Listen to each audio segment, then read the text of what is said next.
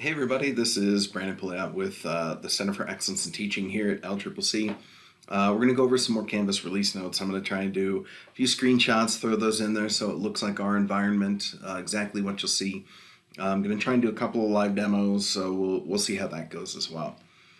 Few cool things. One of the big things that they announced at InstructureCon is the release of the new student dashboard. They're calling it the list view or the student to-do list view. You can see if in the screenshot here, it's a little bit blurry. I'm going to go ahead and throw up one of our own, but you'll see courses are listed by their course name. They have what assignments are due coming up by date, so kind of an agenda setup. Down from there, you can see the points and the due date for it, as well as whether it's missing.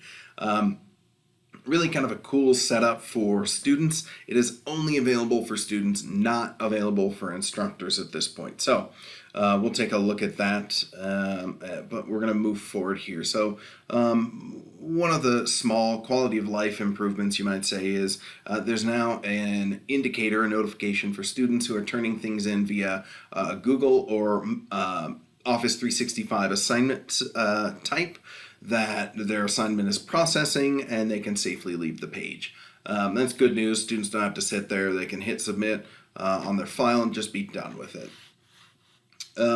Moving forward, we're looking at the new scheduler workflow enforcement.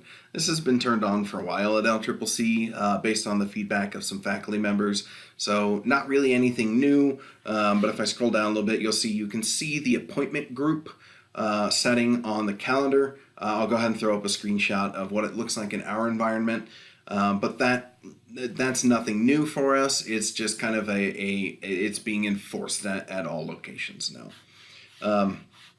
Keep moving through. There's a couple things that we're going to skip over. We are going to look at stacking replies in the doc viewer though. So here I am in one of my courses. I've got a document that's been submitted. If I scroll up a little bit, I've left a comment here. If I click on the comment, you can see I can now reply to it. And replies stack on top of one another. So kind of exactly what you would expect from word processing documents, the same kind of behavior that you get in Microsoft Word when you're doing review and adding comments. So that's kind of a cool one.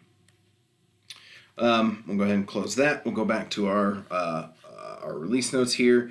If you're using the new gradebook, and if you aren't, I'd highly recommend that you turn it on. Kind of a cool feature, but there's a minimum column width change. Not really a big deal, but it allows you to set kind of a column width for your new gradebook. You'll notice in the screenshots here that they show a lot of things get truncated the smaller you make those columns. So I might recommend just leaving it at default unless you have a preference. So you'll see the minimum column width is 10 pixels.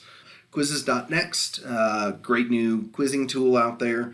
They have removed the beta label from it. That's the only update there. Now, one thing that is turned on that's new that I do want to show you real quick is non-scoring rubrics. It's kind of hard to find, so if you go through outcomes and manage rubrics, you're not going to be able to find this. You can create your rubrics there, but what you're going to want to do, you can see I've added to this rough draft assignment a rubric here that has a couple of outcomes. If I hit edit, you'll see down here at the bottom, it's kind of small. Let me blow that up a little bit. I can click remove points from rubric. And then you'll be able to see there are no more scores to those. So you can go in and go, just like with our outcomes that we have, our institutional competencies, you can remove those scoring points and just have those descriptors on there. If you want to do that, you can either add an existing rubric to an assignment, or if I click here, I'll just go ahead and close this or delete this. If I add rubric, you'll see if I'm making a new one, I can also click remove points, and so it'll just do those descriptors. That's about all I have for this week. Remember, these changes hit our production environment, meaning where all of you work, on August 4th. If you have any questions, as always, email cet@lccc.wy.edu or call us at 307-778-4363.